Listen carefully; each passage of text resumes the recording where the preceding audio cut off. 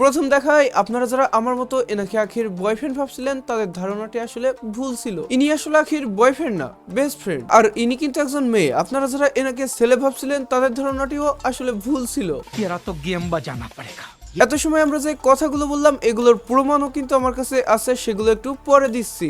Hey hello বন্ধুরা, কি অবস্থা সবার? আশা করি আল্লাহর রহমতে অনেক অনেক ভালো আছেন। আমি আপনাদের সেই পরিচিত জেস রোস্টার। তো চলুন বেশি দেরি না করে আজকের ভিডিও শুরু করি।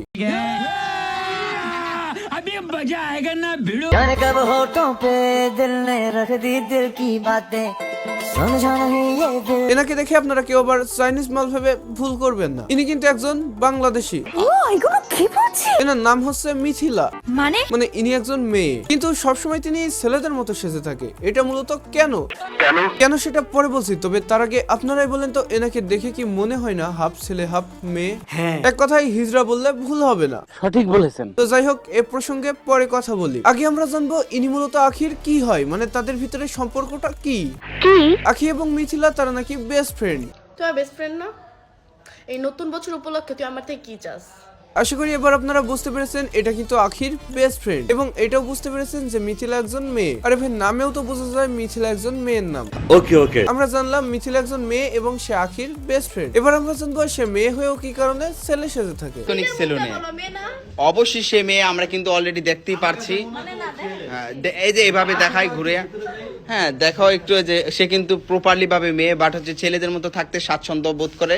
ভাই আমার মনে হয় না যে আর কোনো প্রমাণ দেওয়া লাগবে, কারণ ভিডিওতে অনেক ভালোভাবে ক্লিয়ার করা হয়েছে যে সে একজন মেয়ে, আর সে মেয়ে হয়েও কি কারণে ছেলে সেজে থাকে। কিন্তু প্রপারলি ভাবে মেয়ে, বাট হচ্ছে ছেলেদের মতো থাকতে স্বাচ্ছন্দ্য বোধ করে। তার কিন্তু বয়ফ্রেন্ডও আছে। তার বয়ফ্রেন্ডের নাম কি? ইমরান নাকি?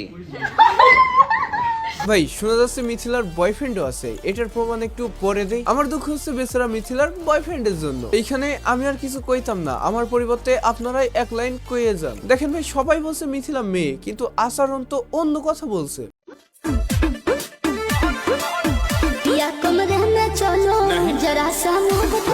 আমার ভাই কেন জানি বিশ্বাস করতে কষ্ট হচ্ছে মিথিলা একজন মেয়ে, কেননা তার পোশাক আশাক এবং অঙ্গভঙ্গি কোনো দিক দিয়েই মনে হয় না যে সে একজন মেয়ে। এখন মিথিলা যদি হিজড়া হয় তাহলে না জানি মিথিলার বয়ফ্রেন্ডের অবস্থা কি হবে। এখন দেখেন ভাই, আমরা কিন্তু গভীরে গিয়ে দেখতে পারছি না। কি বলতে চাও তুমি? মানে পোশাক খুলে তো আর দেখতে পারছি না, তাই না? যার কারণে একজন ছেলে এবং মেয়ের ভিতরে যে পার্থক্য রয়েছে এগুলো নিয়েই আলোচনা করব।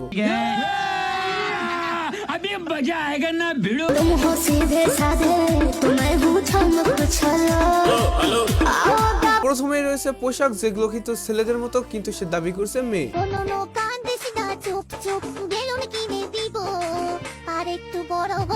দ্বিতীয় মাথা চুলও কিন্তু ছেলেদের মতো, তাও দাবি করছে মেয়ে। আর রয়েছে শরীরের গঠন, সেটাও কিন্তু ছেলেদের মতোই।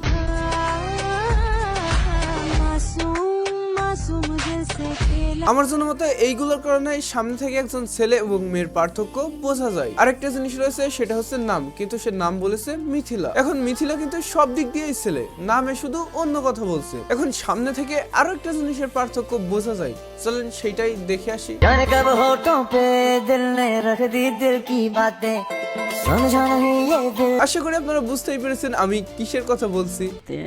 प्यारी समझ गई। এখন দিন শেষে একটাই কথা বলতে হয়, যেহেতু ওই দুইটাই সমান, তার মানে সে ছেলেও নয় মেয়েও নয়। কেন? কারণ সে হিজড়া।